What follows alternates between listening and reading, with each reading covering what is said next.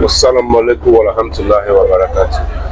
Today on Heritage Boxing Journal, we have on my left Coach Poku.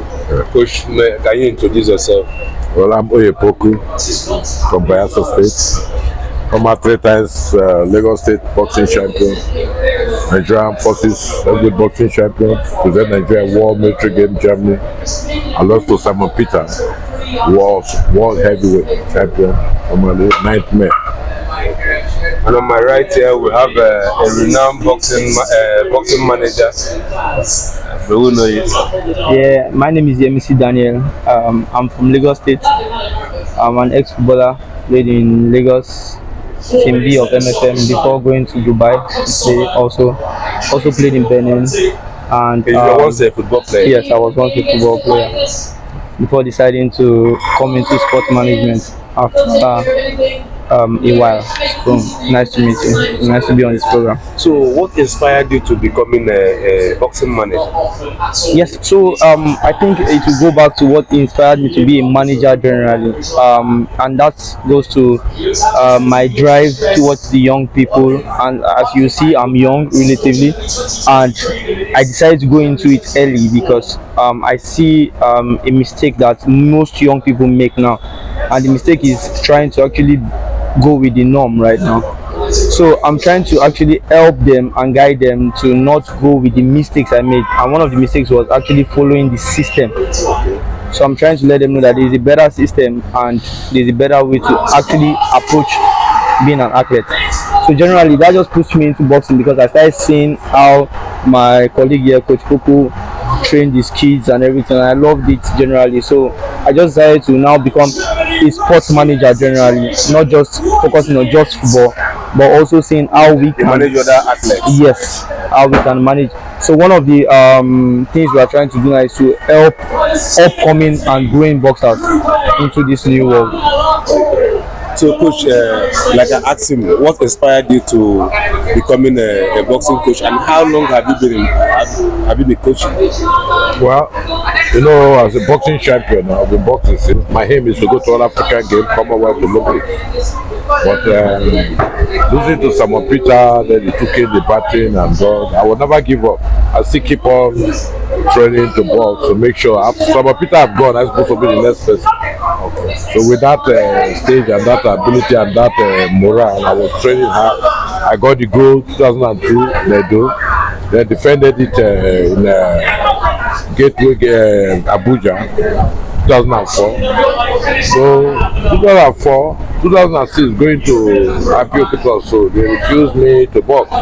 They said I've been to train international and train national sport festival, which is a lie. That I should go and train boys and come for them. That are above festival. What do you see as the most important aspect of boxing training as a coach? Well, as a coach, I've been a boxer too before. The most aspect part of boxing training, the boxer in the morning, you want to be a champion really, as the young man have said, like catching them young. Once you are young, you start training earlier, and you have manager, or you have people that will support you, you have no problem. Once you have supporters and you have a good coach, you have no problem. You wake up in the morning, you go to the road work, the program the coach give you. After your road work, you come back, punch your bag, you take part from the coach, and techniques, skipping. You can go through all these various different training. I think you will be okay as a champion. If you can train for 6 months, 1 year, I think there's no fight you want to fight that you cannot make it of. Before I ask him another question, how do you assess the boxer's strength and weakness for an upcoming fight and stuff like that during training? Well, during training, you see the boxers that are giving you more hope or promise coming up boxers that will make it. You will see them when training, the agility in them and the happiness when training. You see it in them. You get that's how you see serious boxer. There are many were called, few were choosing. So among these people you are training, you get to know who is your main technique boxer, power puncher, and everything. So you through that system, you train them according to their capacity and ability of their system of fighting, I think. So, just like you said, I would like to know, how do you go about scouting boxers and the qualities you see in a boxer, or the insight you could have for a boxer before accepting them? Yes. So, like I earlier said, there are some mistakes we make, and those are the things we are trying to correct. Now, a champion was not born ordinarily; it was also built. So, for me, scouting a good boxer goes beyond already being a boxer, because when I scout them young, and I want to deal with them young. So, at the age of 8, I don't even already know he's a champion. But one thing that drives me to them is what? Determination. Two, trying to imbibe my own philosophy into them, and my own philosophy is what? You need to be a straight person, first thing first. Number two, you have to be ready to work with your coach. Like I say, a coach can be wrong, but as long as you stick with him, then we know it's the coach that is wrong. You don't say because you are already this and that, and that's why I don't deal with the adult ones.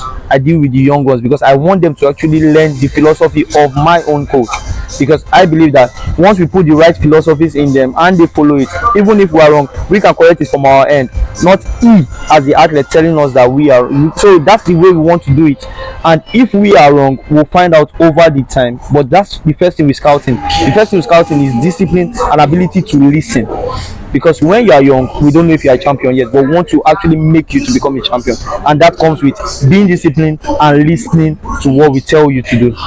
Okay, it's close to my question now. Like, what is the common mistakes you find that boxers make? Boxers under your contract, generally, what is the common mistakes you find they make? Yes, I think the common mistakes that I notice that Nigerian boxers make is the syndrome of I have done it before, I have been a champion before.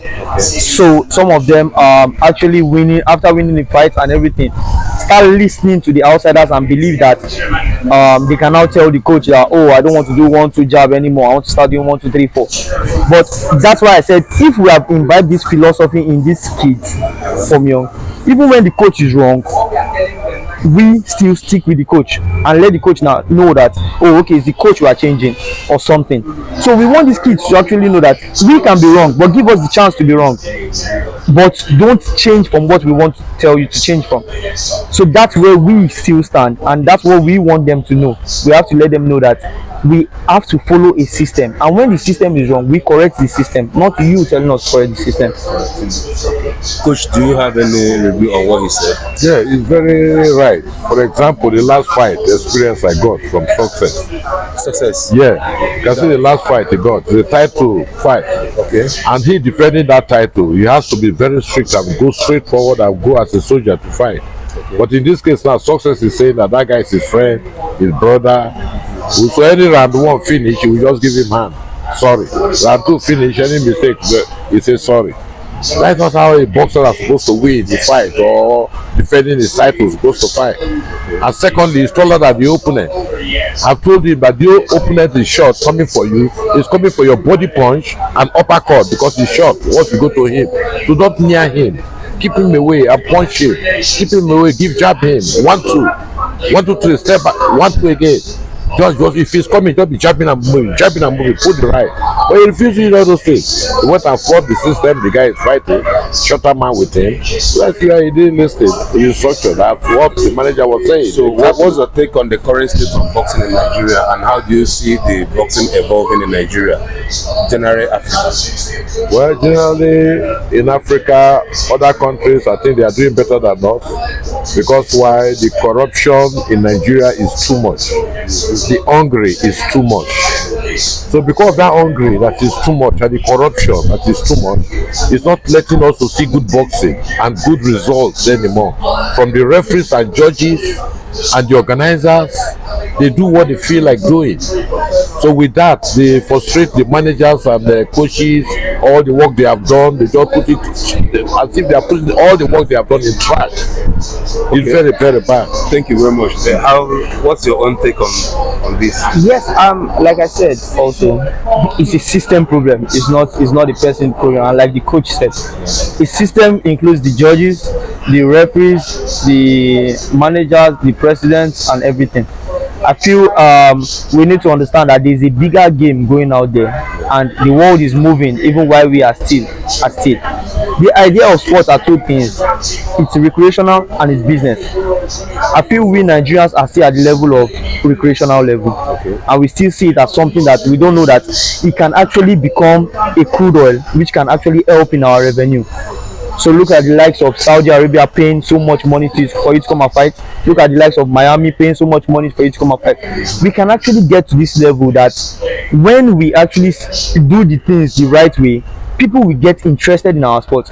It will bring people to our country, it will bring revenue to our country, it will bring sponsors to our country, and our country will become a very important place for people to visit, just like the just concluded WTC tournament, which is the world tennis.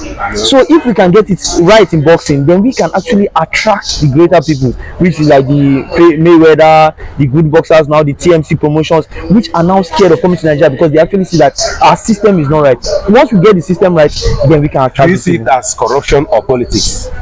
I see it as a more of greed approach, and it's being greed on the side of them being novice. So like I say, you actually from this greed aspect now ask the money, ask the promoters, ask the referees. You decide to rig a match and everything. How much are you getting? But if you do the things the right way, we can actually generate a revenue just from a fighting promotion, generate more money that you will not even need to rig a fight anymore. Because why? You have money to take care of your people and everything. So I think generally, like I said, it's because they are novice to it. They decide not to travel out. They decide not to see things the way it's supposed to be seen abroad. That's why they think that this little they get now is okay for them and forget the future actually. Okay, now as a manager, or for the managers, how do you think that this politics and the complexities can be navigated, and how do you think you can with the sanctioning body and all that, how do you think it can be navigated? Yes, so what I think is, as we managers are trying to change and trying to help these young athletes grow, the system, which is like you said, the boxing community and the boxing body, they would actually have to help in such a way that if the system works right, these kids can actually grow. Once these kids grow, it will bring a great name to the governing body, which is Nigerian Boxing Federation. And if that happens, at the end of the day, these people that think that they have a face already will have greater faces. So what we are saying now is, we managers actually that are out there, we want to actually help these kids, but in turn we can't help if the system is not right. Do you see any glitch between the coaches? I'm glad that both of you are here, because most times we see coaches who are playing the roles of managers. So in that glitch, what advice do you have for boxers? So yeah, I think, like I said, the boxers also have to understand that there is a process. There's a coach, there's a manager. The role of a coach is actually very different from that of a manager. You can't, as a boxer, if you don't understand this system. That's why I said, when we take these kids from young, we enlighten them. We don't just tell them about boxing ordinarily, we tell them about having a team. Now, if we actually do it the right way, a coach will not see the reason to be a manager because a manager is available. The only reason I think Nigerian coaches see the reason is because they don't see competent managers to fill into that role. But I think if we, some of us, decide to come, for example, come to the Institute of Sport, decide to go to institutes of that where you can actually learn, and now approach a coach with this mentality that I want to be a manager, not to take off your job, but actually to actually take you to understand that there are things a manager does that a coach doesn't do. A coach is to make the player ready for a fight. A manager is to be involved in the diplomacy of the fight, be involved in the management of how do you manage. You plan the athletes, you plan for even the coach himself, and plan for your team. which is in the social media aspect. You as a manager have to do that. You have to do diplomacy. Now he wants to have a fight. Now your father had a fight and it didn't go well. It's not the work of the manager also to go. So when we actually have people understanding the system, I'm telling you that the coaches will understand and stay as coaches and actually allow the managers to function. So I just feel it's a role of we not understanding yet, and if we can understand, then the system is going to be better. That's what I think. Okay, coach, you heard what he said. Do you think there are some certain irregularities or rules that the managers that are not okay with the managers to you, the coaches? Yeah, that is very correct. The manager is very correct what he's saying. We find it very difficult here because of the corrupt system in Nigeria for managers to come in to manage boxing because of the corrupt system, as I'm telling you. And when they went to watch fight, the referees and judges' decisions for this discouraged them. So with that, hardly you see managers come in now to manage Nigerian boxers. So a lot of them have themselves to be managing themselves. Then some of the coaches that coach the boys decide to be their managers and their coaches. So when we see young guys that like start coming in as good managers, trained managers, qualified, testified managers, then better. What do you coaches see as the most challenging part of boxing coaching in Nigeria? Generally, the challenge in boxing coaching in Nigeria, number one is facilities. We don't have facilities. Then number two, what can be done to improve the facilities? What can be done to improve the facilities are long. As I tell you, Nigeria is very hungry now. No food, everything is cost, transportation cost, hunger in Nigeria. The transportation is so difficult. Boxer will be living in Ikorodu, coach is living in Surulere. Boxer is living in Ibadan, coach is in Bayelsa. Because of the situation of everybody is looking for their head to make until fight come before the boxer eat. Okay, what is the most challenging part of boxing management, and also how do you think that sponsorship can be, maximized in Nigeria, or how we can get sponsorship in Nigerian boxing that can help boxing grow? Yes. So thinking about it, why would I sponsor something I don't know about? So first thing, we boxers and managers and the boxing federation have to use the social media to get the product out to people that want to sponsor. Okay. So we want sponsors, but they don't even know about what we are doing. That's one. Then now, if they know about what we are doing, what are we doing? Are we doing it the right way? So, and like I say, every sponsor wants to know, what do I get to gain when I invest in this thing? Now, it's difficult for we managers to invest. Why? Because my question is, if I invest 1 million on a boxer, what do I gain? And that's the first thing that goes to every businessman's head, and every manager is first a businessman before he came into boxing, football, or any other sport. So the next question is, you that are trying to invite a sponsor, first, does the sponsor know about what you are doing? No. Two, even if he knows about what you are doing, is it right? Is what you are selling captivating? Now, if it's captivating, is it rigged? They actually want to know all these things. So if a sponsor sees that I see a good fight, for example, I see Heritage Promotion give us a good boxing match that I know that this has not been fixed, and I know that I don't even know the winner, bettings can go on. People can start anticipating the fight. A lot of promotion has gone on before then, which Heritage has already done before then. People are looking out for the fight, looking up to the fight. Now people start marking their calendar dates. Oh, I must not miss this fight for 21st. The likes of the people that are going to go and sit in a bar to watch the Premier League see that, oh, this fight can be captivating. They start buying tickets to come into the bowl to come and watch the fight. The venues, they want to come and see the live fight because they know that this thing was not planned, because there's so much to see. If that is done, I'm telling you that people will sponsor. We have the likes of the Coca-Cola, we have the likes of the Pepsi, right in Nigeria, we have the likes of the Guinness that love sports so much. They will come. But multinational companies will come, even all the way from abroad. They will come and see, oh, these people are doing it the right way. But if we don't do it that way, I'm telling you honestly, we will not be able to get anything out of it. Do you see boxing in Nigeria getting to a high standard like we have in the movie industry, the music industry? Like, Nigeria is almost at the top in all this entertainment industry. Do you see boxing in Nigeria coming to this height soon? Yes, I see it. Reason being that we have most of the top boxers now. We have Anthony Joshua. In the UFC, we have Israel Adesanya. Now, currently, we have Taiwo.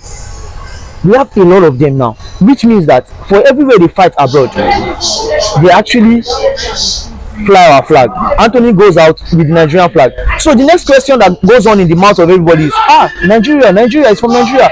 The next thing, Google is going up and everybody is searching, oh, Nigerian boxing. That's the first thing they type. Nigeria, oh, they produce a lot of boxers. So I actually believe that if we have those fighters that are available already, there are many of them on the street now in Nigeria. Which, if we put the right way, I'm telling you, our promotion will go far. Because why? We produce good entertainment and we produce good content for people to watch. Because now they are watching Anthony there, but he's a Nigerian. Which means that if Nigerians are a lot, imagine 10 Anthonys on a fight card, that's good enough for us. So I feel that we can get there is just because of these little foxes that we're talking about. And if they're taking off the way, I'm telling you, the sky is just the starting point. Thank you very much, Coach. Normally we generally believe that the sport of boxing can help take kids off the streets. So now, what advice do you give for the young guys, strong guys who are coming into boxing? Well, a lot of the boys in the street, a lot of them are interested in boxing. They want to come into boxing, but what we are talking about, the management and everything, the hungry, is making them to revise. I'm telling you honestly speaking. So hunger is really affecting the development of boxing in Nigeria. It's really affecting the development of boxing in Nigeria. What do you think? If you go to the chart now, you see the world now. Ajagba is number 5 in the rating. Anthony Joshua, other person, because number 5, Nigeria. Ajagba, world heavyweight. It's a very big credit for Nigeria. And Anthony Joshua flagging Nigerian flag again. So with that, many of the kids, they like boxing. If you come to National Stadium Lagos now, you see all kind of boxing. You go to Bayelsa now, started a revolution in boxing in Bayelsa State. A lot of kids have moved up from the street. Some were drug addicts, confessing really that they are drug addicts. They want to. So I moved them from the street, from drug habit now to really boxing training in Bayelsa. So what advice would you give to your co-managers? And is there any problem that your managers are facing, like against the sanctioning bodies and stuff like that? And then advice you want to give to your co-managers, to speed up or step up in their game. So like I said, I feel that like when you asked me the question of the conflict in interest, that's what I said. I feel managers should, before you become a manager, know about the sport. He said if you don't have the knowledge, then you have a problem. Okay. What you know is what you can act on. So first thing, try to enroll yourself to know about the sport. 1, number 2, try to get certified. So I just feel like the only thing now the body should help us for is helping us easily to be able to get our license quickly. Okay. If they can do that, once you see a certificate, soft landing spot for the managers very good to come in. And I believe that will also help in development, and which will welcome the sponsors to. Exactly. And now when a sponsor comes in, think about it. A sponsor that wants to come and sponsor a boxer, he will not come for the coach. He will come to speak to what? The boys management. So imagine a sponsor comes to you and you don't even know about how it is to undo the sponsorship of a boy. Then it's going to be a problem. So I just feel generally those are just the 2 issues. They should make it easy for us to get the license, but also we managers should do our point of actually getting to know the sport and get more verified. That's all I think. Okay, I know I don't have a promoter here around us, but I was speaking with a promoter in Nigerian boxing about this Saudi Arabia, buying off all boxing outfits, especially the top boxing outfits. Do you think is a welcome development or added disadvantage? For me, I don't think it's a welcome development. I think a partnership would have been better. So, like we always see, when you go into the bargaining table, your bargaining power actually depends. So, I feel most of these people that are selling their promotions out don't actually know what the future holds for this promotion. I tell people, the wise people don't go for something that they don't see important. Okay, so gotten to the peak and now don't know the way to do it. You understand? So now, if you, for example, sell your promotion out to a Saudi Arabia guy, the reason he's buying it is because he has seen the profitability in that stuff in 2-3 years. Another man will not buy something that is not profitable to him. So rather than sell it to him, why don't you do what? Have a partnership with him and tell him that I want to still fly Nigerian flag. Because if you sell it to him, what do you know? He may take it all and make it a Saudi promotion. how do we now do what we want to do and make Nigerians promotion fly out there? But with the partnership, then you can still say I retain 30%, 40% shares, and without my 40% shares, I'll be flying Nigerian athletes. I'll be flying this, and I'm telling you, if you have a good bargaining power, he will listen to you. So I feel the issue with these promoters is first, they don't know what the future holds for it, because they are just thinking about now, like coach says, the belly, they are hungry now. So when someone brings up money, and you understand, but if they actually know what the future holds, then they can go with the bargaining power of what, like I say, partnership will be a very, very strong ally for us in boxing promotion if they can actually take that into consideration. Coach, I once heard about the Coaches Association of Nigeria and the issues that goes on with the coaches association. Is the association functioning, and is it functioning good? The association is functioning good now. But just that there is no funding or something. No funding, but the coaches are trying themselves to come together to get hold of their chairmen who are experienced ex-internationals and will come into boxing. I don't want politicians to come into boxing again like before. The chairman was Minima. But Minima is not always General Minima. Was not around in any boxing occasion or championship or festival anywhere. You can't say him. Other people acting on behalf of him. You know, like the way this guy is acting on behalf of MBBFC. Everywhere, only him, the president of this. Not supposed to be so. So the ex-international have mentioned that they want to handle the boxing affairs in Nigeria themselves. So they're trying to go on for election coming up, south, southwest, and that. Then come to get the president and the vice president, which is supposed to be ex-internationals or boxers that know something about boxing. But we don't know where the time is. One or two politicians or government officials may want to come in.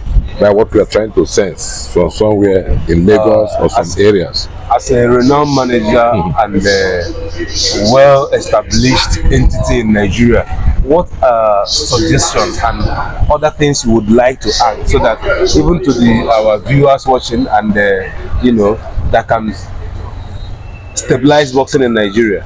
I just feel boxing just needs sponsorship more, because if sponsors are not doing well, so yes. What do you think that is the reason why the sponsors are not coming into boxing? Because you have sponsors sponsoring some certain things that I cannot mention, or just like I said, one, they don't know about it. Okay. Because like the other day, I had a fight out that was fighting Success, which is our boxer. Nobody knew basically too much about it, if not those within the community. And when we got into the atmosphere of that boxing fight, I took some of my friends along, and they actually said, "Oh, you mean there's this kind of atmosphere in this?" The gymnasium was changed, and you will not even know it was a gymnasium for indoor sports. They had the cameras, they had the drones flying, they had the screens, and people were like, "I've never seen this before in Nigeria." So I had to start tagging WBC, TMC promotions, and people were like, "Oh, really? You guys do this too in Nigeria?" Nice one. The only people that I know really now do is this Go TV Fight Night now, Heritage Boxing. People are trying to now come up. So, like I said, if the sponsors actually see a lot of these things, the next question will be, what's going on there? Okay. So, going back to what I said, we have to do it right. Make sure that the boxing fights are not planned. It has to be something that is not rigged that way. Somebody was suggesting, because the sport of boxing displays speed, strength, vigor. What can you say about it? Health, like the energy drink. Yes, should have boxers as should endorse boxers as their icons, because the sport of boxing displays strength. Yes, something like a telecommunication network, boxing and boxers displayed speed, and a lot of like multivitamin, being that boxing, the vitality in boxing. These are the kind of things that the athletes should be endorsed and reckoned with, and not having a brand like energy drink displaying a musician as the icon. I'm not saying that they should not give endorsement to a musician, but the real people, like when you see an average boxer, He looks like a bull. You see the six pack. He looks like a bull. You know, like a Red Bull. them, you see that. So now, what does music? What you see somebody like? Let me not say like somebody like Bob Risky for example. Yeah. Some people giving him endorsement. What does he represent in Nigeria? Do you understand? He is endorsed in some certain areas. Yeah. But you have the boxers who should represent strength, speed, vigor, vitality, and what do you have it? And they're still not getting the sponsorship they required and endorsement that is needed for them to sparkle. So now I'm thinking like, they say where your face show, your shoe go shine. What is blocking our boxers from their faces showing? Thank you very much. Because those that like Bob Risky don't do like this, the face don't show. You see some other like comedians. For example, I give my own assertion. Movie actors, movie acting, they've acted movie until there is nothing in movie again. They are now singing. Yeah. You see some musicians, they are singing until there is nothing to sing again. They are acting movie. Yeah. And now both of them, because they've been exhausted, they now came to skit making. Yeah, true. And they've skitted everything out, and in fact they are just rotating. But the only thing is that no one can just enter the square circle, and we still have a lot of people who are blessed with the skills and technique to be in the square circle. And we have a coach like Oye, who is capable of making somebody who cannot throw a jab become a puncher. And we have somebody like you, a good manager, who can manage a boxer out of dungeon to come to limelight. What is still causing that, firewall that cannot let them come out? Like, I believe if we have boxing celebrities in Nigeria, for example, we say that Davido is a boxer, Wizkid is a boxer, for example. If they want to sell out this stadium, how much do you think that the regular ticket can be? It might cost up to 500,000 regular ticket. Yeah. We're not talking about VIP. Yeah, true. But when you go to something like Brian Note or Teslim, when boxing is going on, It's empty. It's empty. The tickets most times is even free. Yeah, entrance. true. And it's still empty. And then you don't see, banners or sponsors and stuff like that. What is actually the cause? Because why? Because why? You can see those days boxing. You hear Poison. You hear Tomo Briggs. You hear Dele Jonathan. You hear Jolasisi. You hear Okoro Dudu. You hear Ziki Korea. These guys, those days, professional boxing is fight. And that is boxing. You are talking the strength, the energy, and things. These days now, what makes these things to die off is no boxing. We are just doing buying and selling in boxing. True. It's not supposed to be so. The boxers have to beat up themselves to know the best boxers. Without you be hearing their name, you'll be seeing the fight that is real, bloody. Then the next fight again, you follow him up, you see bloody. The next fight, you follow him up, he's making his name. Everybody's seeing him. That's reality. So with that, endorsement will come, promotions will come. You would like to bring your brand for this guy to flag that brand because you see the way he fight, you like the blood, with the blood you see fight until he win. You see when these fighters will be doing competition, professional boxing competition now. Let us not be buying and be selling so they will go and uplift their profile so they can be able to be going to outside Russia or Asia to go and make money and come back with Nigerian flag. And any fight they go out to fight, watch them, they don't win. So they are killing our image over there. Just to make money for their We'll sit down and elaborate on this. Thank you very much. Yeah, I think the only thing I need to ask coach is the young boxers now have to actually know how to use the social media. Okay. A lot of hashtagging, ads. You train, you go on the road work. It's not just about about the publicity stunts and stuff like that. Publicity stunts, which I said most of them don't have good management. If you have a good manager that knows about this, that teaches you this from young, then you know that when you're fighting a fight, you don't just post your picture without an hashtag or without an ad.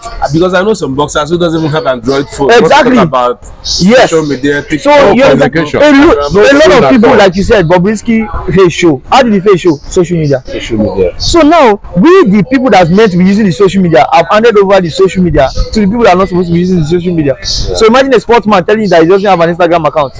That's why I love my boy so much. Battle boy Ayofe. Yeah. He has so much. He's verified already with less than how many followers. Because why? He doesn't joke with social media. When he's boxing. Success, how have it? Yes, success also. Olaniwaju success. He has his own. And go and look at when he posts a fight. He has a lot of hashtag under it because he's trying to drag the outside world. So for example now, yes, we said we are looking for Red Bull. When you're posting your stuff at Red Bull, this thing. Be like a bull. I'm like a bull. Yes. Red Bull cannot see that 2-3 times. They want to know who is this guy that's always tagging us. Use that. So I think that's where also I just wanted to add to it. All right, ladies and gentlemen, this is a segment of Heritage Boxing Journal where we share our views and insights about boxing, and also thank you for having Coach Poku Thank you on the show, and also Thank you for having me. Yemisi Daniel. Yemisi Daniel, welcome. So we'll be up again weekend to share more insights with you guys. Ciao. Bismillah. Bye.